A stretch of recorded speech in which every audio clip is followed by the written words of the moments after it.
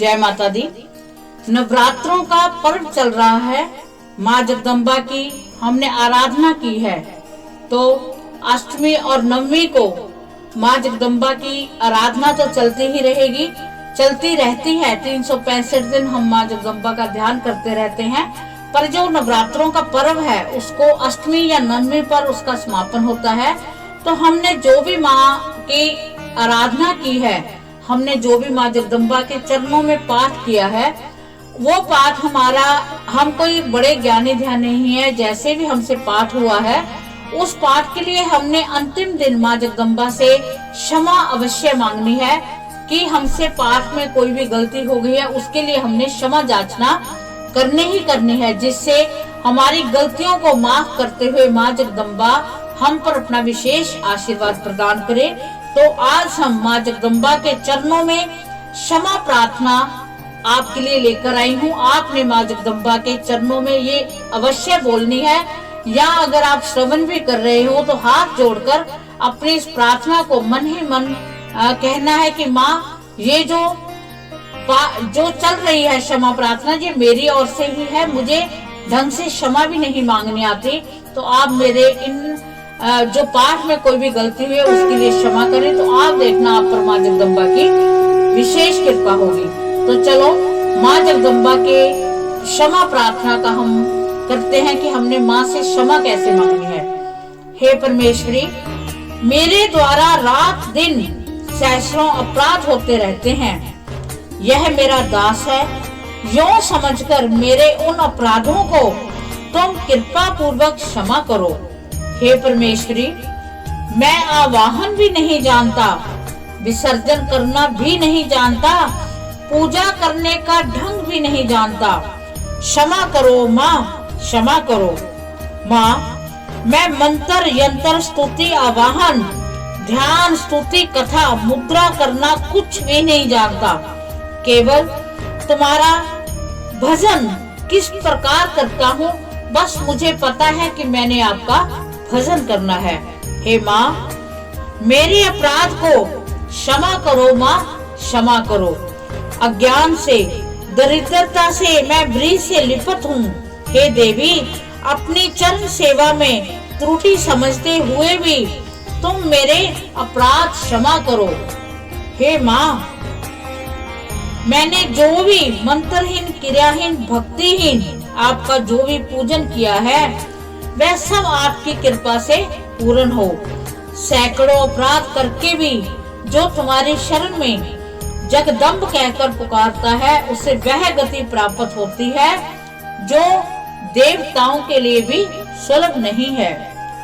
हे जगदम्बिके, मैं अपराधी हूँ किंतु तुम्हारी शरण में आया हूँ। इस समय माँ, मैं दया का पात्र हूँ, तुम जैसा चाहो वैसा करो। हे माँ, मैंने अज्ञान से भूल से मैंने जो भी पाठ में न्यूनता या अधिकता कर दी है उसको क्षमा करो और प्रसन्न हो जाओ। हे सच्चिदानंद स्वरूपनी, हे परमेश्वरी, हे जगन माता कामेश्वरी, तुम प्रेम पूर्वक मेरी ये पूजा स्वीकार करो, मुझसे माँ प्रसन्न हो जाओ। हे देवी सुरेश्वरी, तुम गोपनियों से भी गोपनीय वस्तु की रक्षा करने वाली हो। मेरे निवेदन किए हुए इस जप को तुम ग्रहण करो, मेरा सर्व प्रकार से उद्धार करो। पृथ्वी की भांति पुत्रों का सरल स्वभाव से अपने पुत्रों के अपराध क्षमा करो। हे शिवे, मेरा त्याग कभी ना करो, समुचित रूप में मेरा ध्यान रखो। हे जगन माता, मैं तेरी आराधना भी नहीं कर पाता हूँ, तब भी तुम्हारा स्नेह मेरे ऊपर निरंतर रहे। सभी को छोड़कर आपकी शरण में रहूंगा। मेरे इस शरीर को इतना उपयोगी बनाओ कि माँ, मैं आपकी शरण में ही बना रहूं। हे माँ, यदि आपकी कृपा मुझ पर न हुई तो मैं बिना सहारे इस जगत में उदर पोषक ही बना रहूंगा। स्वपा की, जल्पा की, माधुपा की होकर भी निराशित ही रहूंगा। चिरकाल तक कोटि स्वर्ण मुद्रा की इच्छा रखता हुआ मैं तुम्हारा चिंतन करूं। हे जननी, हे जपनीय जप विधियों का कैसे ज्ञान करूं।